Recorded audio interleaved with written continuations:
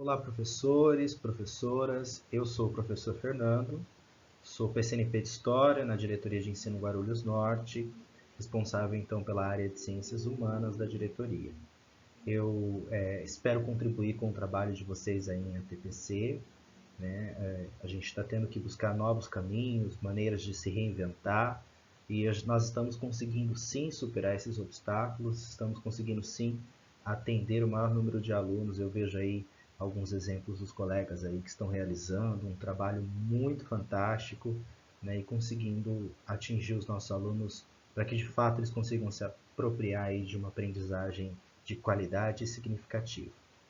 Espero que eu consiga contribuir com o trabalho de vocês, né? Vamos lá então. Então, nosso ATPC de Ciências Humanas e Sociais Aplicadas. A pauta da nossa reunião: apresentação da pauta e objetivos, a retomada de alguns aspectos que são importantes do documento orientador e orientações sobre os planos de aula e roteiros de estudos não presenciais.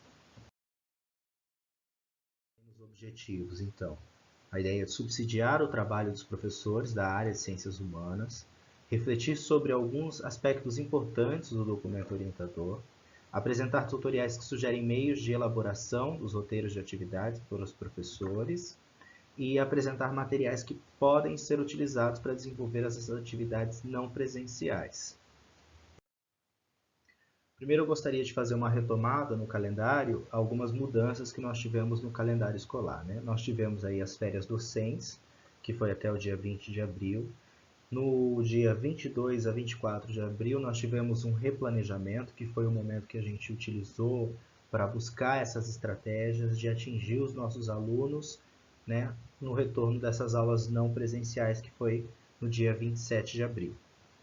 Espera-se então que a devolução das APs e as semanas de estudos intensivos elas aconteçam de 25 a 29 de maio. Nós temos aí então o início do segundo bimestre em 1º de junho. Então, a ideia é que a gente consiga reunir esses esforços neste momento, né, buscando essas novas metodologias, né, todo esse esforço para que a gente consiga finalizar o ano letivo, né, e não precise avançar aí até janeiro. Lembrando que alguns professores estão encontrando dificuldade lá na sede com o diário de classe, porque aparece o segundo bimestre. Aparece ainda o segundo bimestre em algumas escolas porque esse novo modelo de calendário ele precisa ser homologado, né? Então, assim que a escola consegue homologar o novo modelo, ela consegue lá ajustar a sede consegue ser reajustada para aparecer lá o primeiro bimestre. Então, calma, não se preocupem. Assim que for homologado, isso já volta. Então, agora a gente falando sobre a realização das atividades escolares não presenciais. Eu destaquei aqui um ponto que é verificar quais os recursos os estudantes efetivamente dispõem. Nessa altura, a escola, os professores, né, vocês professores, junto com os coordenadores, já dispõem desse material, já conseguiram realizar, né? Isso está previsto ali lá na página 14 do documento orientador. Então, provavelmente vocês já realizaram o levantamento desses recursos, mas é importante que vocês guardem essas orientações, essas informações, porque isso é o que vai orientar aí as adaptações para atingir o maior número de estudantes. E a sugestão tanto da secretaria quanto nossa do núcleo pedagógico é que seja feita então a criação de um formulário, né? Isso já deve ter acontecido aí na unidade escolar, né? Então vocês já têm essas informações. Se ainda não chegou, só aguardar que o coordenador de vocês, junto aí, vai estar entregando para vocês esse material.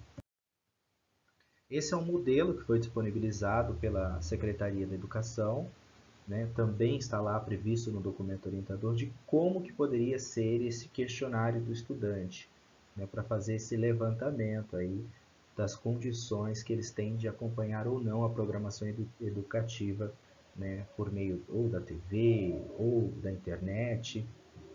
Então, esse é um documento que a Secretaria disponibilizou. É preciso então agora, feito esse levantamento, refletir e alinhar com toda a equipe sobre como foram elaborados e enviados os roteiros dessas atividades. Então vocês fizeram lá o levantamento, verificaram como que foi então elaborado esses roteiros. Então é um momento que vocês precisam sentar, refletir, né, alinhar aí se esses roteiros de fato, né, chegaram aos nossos alunos, qual foi o meio de comunicação mais efetivo, existem outros meios, é preciso repensar novos caminhos, né? Toda a equipe ela precisa estar, né, alinhada, ela precisa ter essa troca, essa conversa, e a ideia é proporcionar esse momento para vocês agora. Né? Como está sendo esse meio? Como ele está sendo na prática? Está sendo efetivo? A gente precisa reestruturar? O colega conseguiu de uma outra forma? Diferente? Eu preciso me apropriar então daquela forma que o colega? É ter este momento de troca mesmo, né? Esse momento de conversa, de bate-papo. Nós estamos conseguindo então chegar aos alunos de fato? Se não estamos, como poderemos então, né? Como nós vamos conseguir chegar de fato? Quais outras estratégias disponíveis que a gente pode sentar com a equipe, junto com a gestão, né, para traçar esses caminhos? E esses roteiros eles poderão ser enviados virtualmente ou será necessário solicitar aos estudantes ou seus responsáveis que retirem os roteiros com uma determinada periodicidade?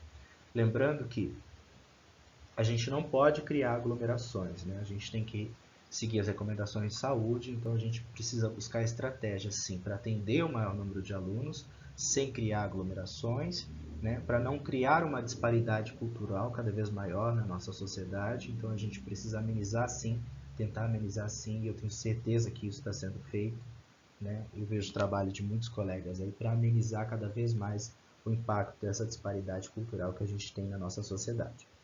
E como organizar o fluxo de trabalho para realizarem trocas entre si.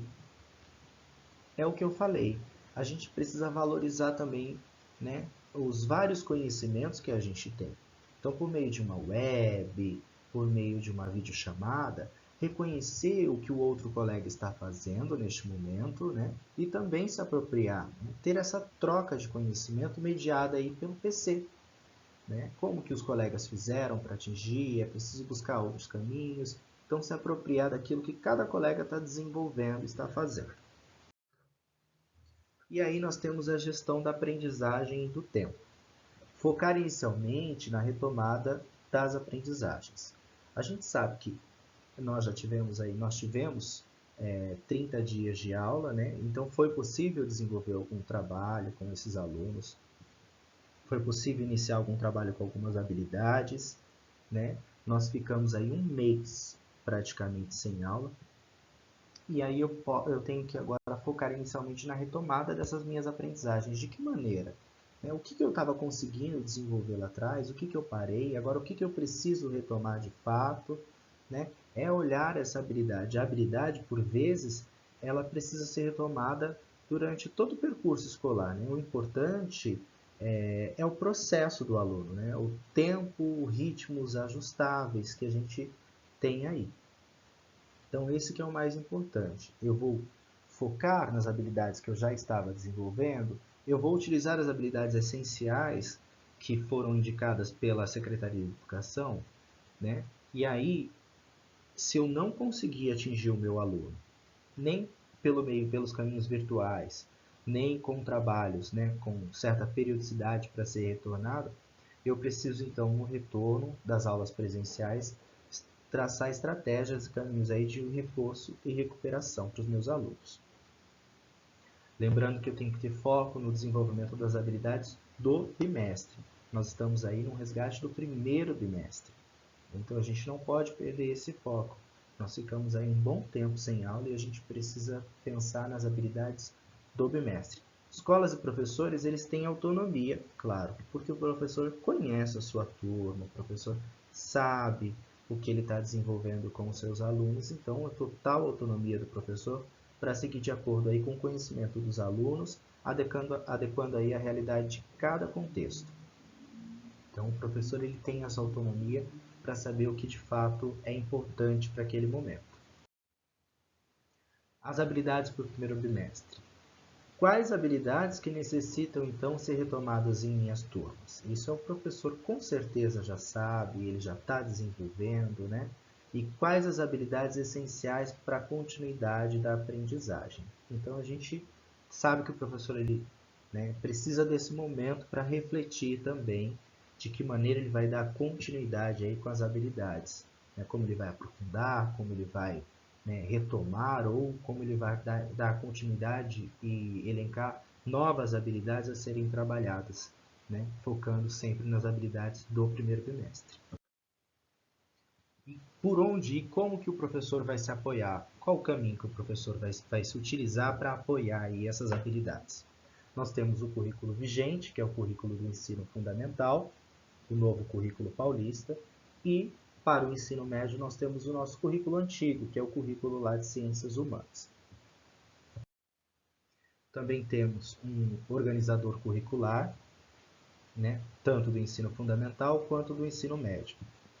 Esse organizador curricular vai estar disponível também na descrição do vídeo embaixo, todo esse material, para que vocês possam acessar e clicar em cada um desses links para observar. Esse organizador curricular traz aquilo que também tem lá no currículo. Aqui a gente consegue encontrar as habilidades por cada ano série e de todos os bimestres, primeiro, segundo, terceiro bimestre, tanto de Geografia e História para o ensino fundamental, quanto de Geografia e História, também Filosofia e Sociologia do ensino médio. E aí nós temos as habilidades essenciais do primeiro bimestre. A Secretaria de Educação, ela também traz num link aqui disponível neste documento, quais são as habilidades que eles consideraram essenciais de acordo com o levantamento que eles fizeram da rede, né? O descritor, ele traz aí as nossas habilidades e o objeto de conhecimento traz aí o conteúdo que a gente está acostumado a utilizar. Então, qual que é o movimento que o professor vai fazer? Já vou chegar lá. Nós temos, por exemplo, sexto ano do ensino fundamental, as habilidades previstas do primeiro bimestre foram 9 habilidades. E a Secretaria da Educação, ela destacou as habilidades essenciais. Então, dessas 9, 4 foram consideradas habilidades essenciais. Assim eles fizeram para a geografia, para a história, para a filosofia e também para a sociologia. Então, nós temos aí o exemplo em geografia do oitavo ano. Qual que é o movimento? O professor ele vai olhar lá o currículo paulista, as 33 habilidades previstas para o oitavo ano. Então, ele tem isso. Dentro dessas 33 habilidades, 12 dessas habilidades são previstas só para o primeiro bimestre. E aí a Secretaria de Educação, ela elenca 4 habilidades essenciais dessas 12 que precisam ser trabalhadas. E aí lembrando e reforçando que o professor ele tem total autonomia para saber quais são as habilidades que ele considera importante a serem trabalhadas. Isso é só um norte, mas o movimento vai ser sempre o mesmo. O professor ele vai observar o currículo paulista, ou o currículo de ciências humanas para o ensino médio, vai observar as habilidades e se ele vai utilizar ou não essas habilidades consideradas essenciais para a Secretaria da Educação. Esse é um exemplo do primeiro ano do ensino médio de filosofia, que ele vai observar lá 32 habilidades previstas para o primeiro ano do ensino médio, sendo 12 previstas para o primeiro bimestre e 2 consideradas essenciais aí, que foram elencadas pela Secretaria de Educação. Observa que o movimento ele é o mesmo e ele tem destaque em 2 habilidades que são essenciais. Tá. O professor ele fez esse movimento de observar as habilidades, o que ele considerou essencial, se ele vai se apoiar também naquilo que a secretaria ou não elencou como essencial. Depois que ele fez esse movimento todo, quais são então os materiais que ele pode utilizar para planejar as aulas, partindo então dessas habilidades previstas? Nós temos aí o caderno do aluno, tanto do ensino fundamental quanto do ensino médio. Nós temos o caderno do professor, do ensino fundamental e o caderno do professor do ensino médio. Todos esses links vão estar disponíveis para que vocês possam se apoiar nessas atividades, se apoiar nesses materiais para construir então as aulas, as atividades dos nossos alunos, sempre focando com olhar para as habilidades. Nós teremos ainda então o livro didático que foi adotado pela unidade escolar e a revista Nova Escola, que ela traz alguns planos de aula, tanto para história, para geografia, né? Traz planos de aulas que a gente pode aí se apoiar. Tudo bem? Também temos então o Centro de Mídias de Educação. As aulas elas podem ser acompanhadas ao vivo, elas podem ser acompanhadas pelo Centro de Mídias de São Paulo, elas podem pelo aplicativo do Centro de Mídias, pela página no Facebook e pelos canais de TV aberta, como TV Educação e TV Univesp. Então, refletindo agora, pensar quais as habilidades foram desenvolvidas, quais ainda não foram desenvolvidas e que eu preciso me aprofundar ou que eu preciso retomar, reforçar, quais são os meios mais efetivos para chegar à maioria dos estudantes. Então, é um caminho que a gente precisa estar sempre refletindo, sempre buscando novos caminhos e os professores eles estão fazendo isso sim. Retomar as habilidades trabalhadas de uma forma que a gente consiga atender então ao maior número de alunos e iniciar o trabalho em outras habilidades. Então eu tenho esses 4 momentos que eu preciso perpassar aí. Sempre então é preciso planejar, observando o que está descrito na habilidade, qual a melhor forma de trabalhar para trabalhar a habilidade, quais os recursos então que eu irei utilizar e como eu vou avaliar. A partir do momento que eu planejei todos esses 4 aspectos aqui que eu trouxe aqui embaixo, eu vou então criar o meu roteiro de estudos, criar o meu roteiro. Como que vai ser esse roteiro então? Há um modelo único a ser seguido? Não, né?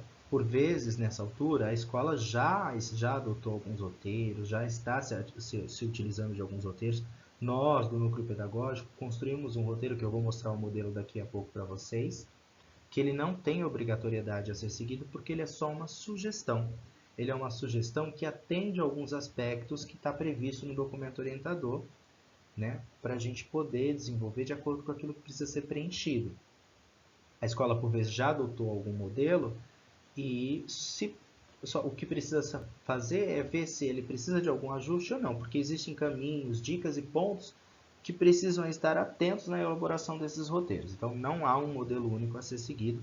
Por vezes, a escola já adotou um modelo ou ela adotou aquele modelo que foi sugerido pela diretoria de ensino. Então, como planejar as aulas? Planejar os roteiros de atividades que, em conjunto, comporão uma programação semanal, em quantidade equivalente ao número de aulas oferecidas pela matriz curricular para cada ano, série termo e componente curricular. Isso também está previsto no documento orientador que veio lá da secretaria. Então, quais são os elementos, então, essenciais para constar nesses roteiros? Primeiro, número de aulas aqui equivalem, habilidades a serem trabalhadas, atividades a serem realizadas, incluindo o tempo previsto para cada turma, e instrumentos para verificação da aprendizagem. Então, como que está acontecendo também os instrumentos de verificação da aprendizagem? Eu preciso dar um retorno para o meu aluno, eu preciso ter um feedback para que a gente consiga avançar de fato. Atenção! Um professor, então, que leciona História no 8º ano do ensino fundamental, por exemplo, irá planejar atividades equivalentes a 4 aulas semanais, incluindo-se nisso o tempo dedicado às aulas dos centros de mídias. Então, o professor ele pode se utilizar sim, e pode e deve se utilizar das aulas dos centros de mídia, se ele perceber que é pertinente também aquilo que ele está querendo desenvolver e a habilidade que ele está querendo desenvolver. Caso seja possível também o acesso do estudante.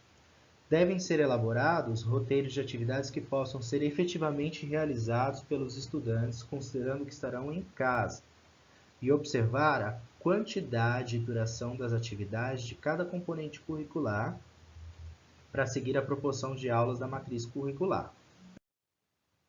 Então, aí o nosso exemplo de roteiro, que ele é apenas uma sugestão do núcleo pedagógico e que, por vezes, a escola já adotou o roteiro. Então, só verificar se os aspectos que foram colocados no roteiro que vocês já estão utilizando, ele atende aquilo que o documento orientador tem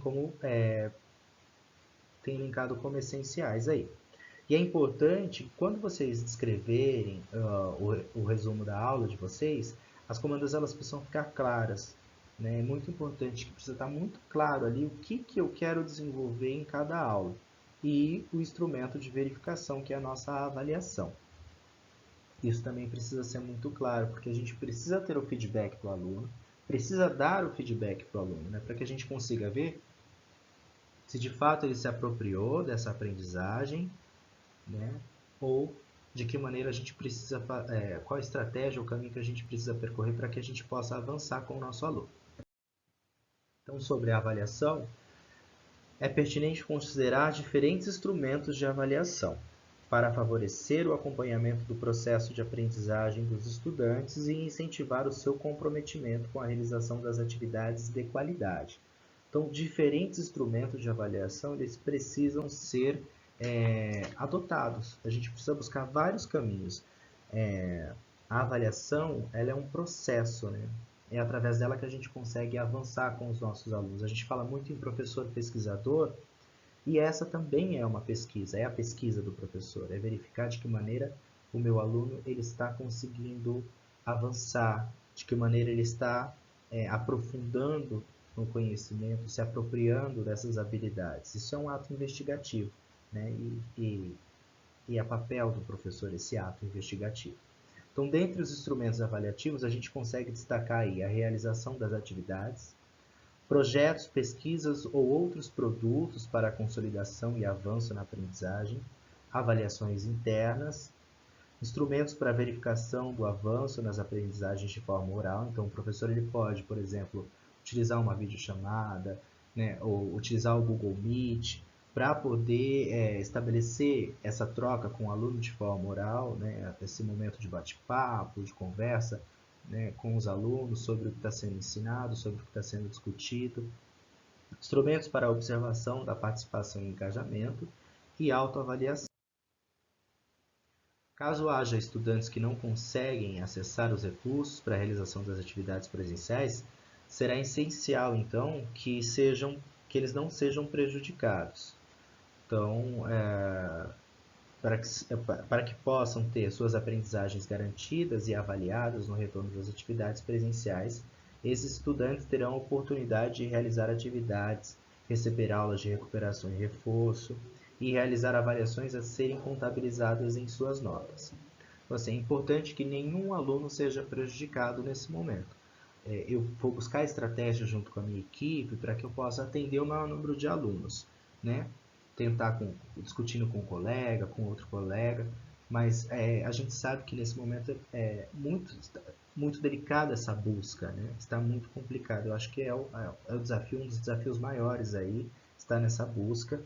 E lógico, a gente não tem direito e nem vai prejudicar nenhum aluno, né? Então a gente vai buscar estratégias que no retorno dessas aulas a gente consiga pelo menos sanar ou amenizar o impacto, né, dessa falta que a gente teve aí.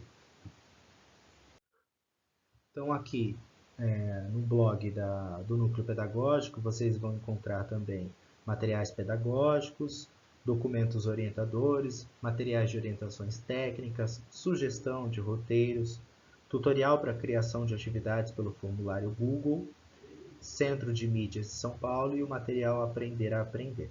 Então nós colocamos alguns materiais disponíveis aqui nesse PPT, também terá inúmeros materiais para que vocês possam se apoiar para construir as atividades de vocês, bem como alguns tutoriais de criação de formulário, né, do Teams, do Google, dentro aí do blog do Núcleo Pedagógico. Quero agradecer esse espaço, né? Obrigado aí pela atenção de todos, espero ter contribuído com o trabalho de vocês, de alguma forma clareado. Quero parabenizar todos pelo trabalho, empenho, né, que está sendo desenvolvido em nossas escolas. E muito obrigado aí pela atenção de vocês e até a próxima. Tchau, tchau.